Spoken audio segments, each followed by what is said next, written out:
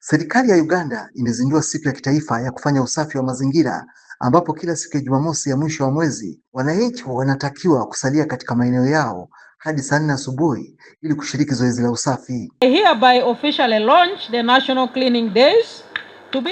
Nazindua siku ya kitaifa ya kufanya usafi kila Jumamosi ya mwisho wa mwezi kuanzia saa 1 hadi saa 4 na kila mtu aliye Uganda. By everyone living in Uganda. Raia wengi walitii agizo hilo na kushiriki katika usafi licha ya baadhi yao kutokuwa na taarifa na uhamasishaji wa kutosha kabla ya zoezi hilo kuanza. Wengi walielezea kuwa kutunza mazingira wanamoishi ni jukumu muhimu la kila mwananchi. I don't see any personal negativity. Katika muda huo, masoko na maeneo mengine ya biashara yalibaki yamefungwa. Polisi na vikosi vingine vya usalama waliweka vizuizi katika maeneo mbalimbali ya jiji la Kampala, huku katika baadhi ya maeneo wasafiri wakisimamishwa na kutakiwa kushuka kwenye vyombo vya usafiri ili kushiriki katika zoezi hilo. Licha ya tahadhari ya wataalam kwamba uchomaji wa taka za plastiki husababisha uchafuzi wa hewa, baadhi ya wananchi walilazimika kuchoma taka hizo wakati wa zoezi la usafi. There is no proper waste management.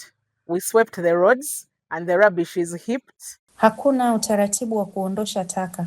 Tulifagia barabara lakini taka zingali zimerundikana. Kwa hiyo tunataka serikali ihusike zaidi. Wasabato nchini Uganda wameshauriwa na viongozi wa madhehebu hayo kutii agizo la serikali na kufanya usafi. Waumini hao wameelekezwa kufanya shughuli za usafi siku ya Ijumaa au Jumapili. Wameruhusu Wasabato kutofanya kazi siku ya Jumamosi na tunazidi kushauriana nao. Ingawa zoezi hili la kitaifa la usafi ni jipya katika mfumo wa sasa wa serikali, utamaduni wa usafi wa mazingira umekuwepo kwa muda mrefu miongoni mwa jamii za Uganda. Nchi jirani ya Rwanda imekuwa ikisifika kwa kuendeleza utamaduni wa kufanya usafi wa pamoja na imejijengea sifa ya kuwa miongoni mwa mataifa yenye mazingira safi zaidi barani Afrika.